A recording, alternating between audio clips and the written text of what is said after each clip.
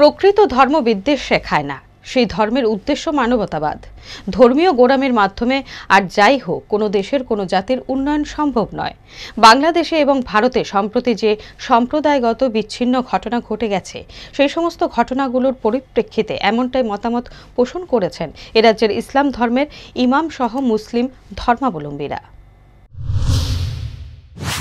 সংখ্যালঘুদের নিরাপত্তা প্রদান করা সংখ্যাগুরুদের দায়িত্ব।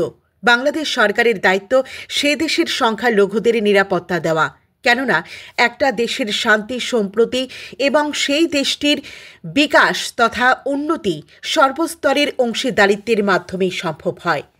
কোনো একটা নির্দিষ্ট জাতিগোষ্ঠীকে পিছিয়ে রেখে কিংবা হেয় করে নিষ্পেষিত করে কোনো দেশ পৃথিবীর ভৌগোলিক মানচিত্রে মাথাচাড়া দিয়ে দাঁড়াতে পারে না।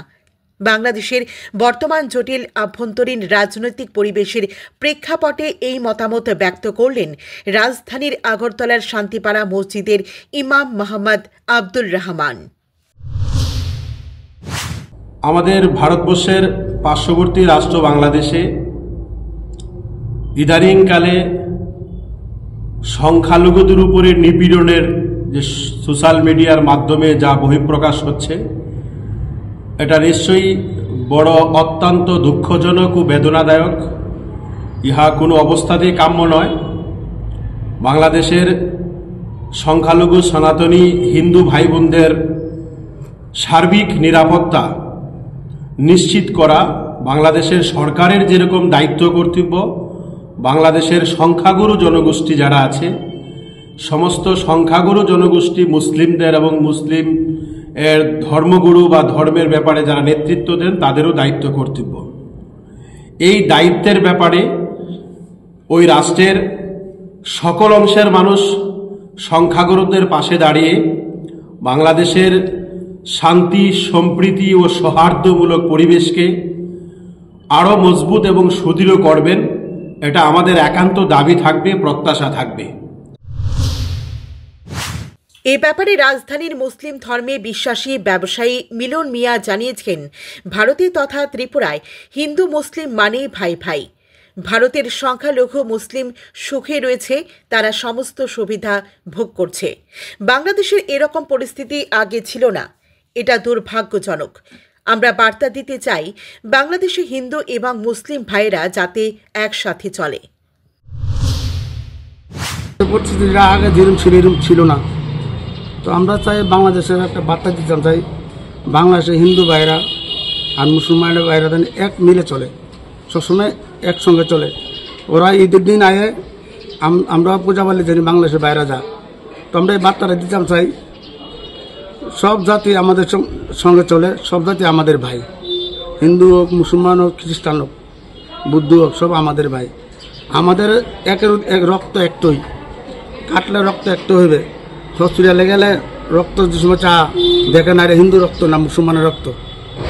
আমরা বার্তা দিয়েছি যে বাংলাদেশের যে পরিস্থিতিটা আগে ছিল, ভালোবাসাটা ছিল, ওই পরিস্থিতিটা নষ্ট হয়ে যেতেছে। এটা নষ্ট হওয়ার কারণ হইলে আমাদের ভিতরে আর হিন্দু ভাইয়ের ভিতরে একটা হিংসা ঢুকাই দিতে চাইছে।